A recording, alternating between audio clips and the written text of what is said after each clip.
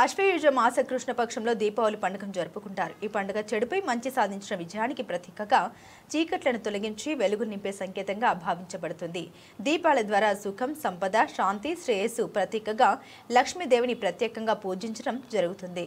ప్రకాశం జిల్లా మార్కాపురం పట్టణంలోని శ్రీ లక్ష్మీ చెన్నకేశ్వర స్వామి ఆలయంలో నరక చతుర్దశి పురస్కరించుకుని విశేష పూజా కార్యక్రమాలు నిర్వహించారు. స్వామివారు సత్యభామ సమేత మురళీకృష్ణ అలంకారంలో భక్తులకు దర్శనమిచ్చారు. ఆలయ అర్చకులు ప్రత్యేక పూజలు, అర్చనలు, నైవేద్యాలు నిర్వహించగా భక్తులు పెద్ద సంఖ్యలో పాల్గొన్నారు.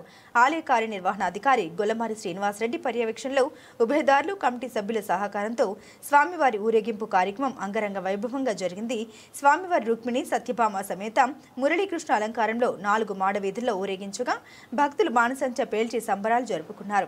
ఈ సందర్భంగా ఆలయ ప్రధాన అర్చకులు శ్రీపతి అప్పణాచార్యులు మాట్లాడారు. శ్రీ లక్ష్మీ చెన్నకేశవ స్వామివారు రుక్మిణి సత్యభామ సమేత మురళీకృష్ణ రూపంలో భక్తులకు దర్శనమివ్వడం ప్రతి దీపావళి సందర్భంగా ఆనవాయితీగా జరుగుతుంది. దీపావళి పండుగ భక్తుల జీవితాల్లో చీకట్లను పారద్రోలి వెలుగులు నింపే పవిత్ర పండుగ. చెన్నకేశవ స్వామివారి ఆశీస్సులతో ప్రజలందరూ సుఖ సంతోషాలతో అష్ట ఐశ్వర్యాలతో ఉండాలని కోరుకుంటున్నానని పేర్కొన్నారు. ఈ కార్యక్రమంలో ఆలయ అధికారి గొల్లమారి శ్రీనివాసరెడ్డి, కమిటీ సభ్యులు, భక్తులు, సేవాదారులు పాల్గొన్నారు.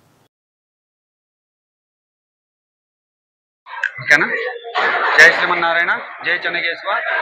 ఈరోజు శ్రీ లక్ష్మీ చెన్నకేశవ దేవస్థానం మార్కాపురం ప్రకాశం జిల్లా శ్రీ లక్ష్మీ చెన్నకేశవ దేవస్థానంలో నరక చతుర్దశి పర్వదిన సందర్భంగా శ్రీ స్వామివారు మురళీకృష్ణ అలంకారం, సత్యభామ రుక్మిణి సమేత శ్రీ లక్ష్మీ చెన్నకేశవ స్వామివారు 4 మాడ వీధులు విహరించి నరక చతుర్దశి అంటే నరకాసుర పర్వదిన సందర్భంగా స్వామివారు 4 మాడ వీధులకు వేయించేసి ఈ నరకాసులు మన టపాకాసులతో తయారు చేసుకొని స్వామివారు వేంచేపు చేసిన తర్వాత నరకాసుల్ని భక్తుల సమస్యల్లో, వేల మంది భక్తుల సమస్యల్లో ఈ నరకాసుర కార్యక్రమం ఈరోజు మనం అంగరంగ వైభవంగా జరుపుకుంటున్నాం.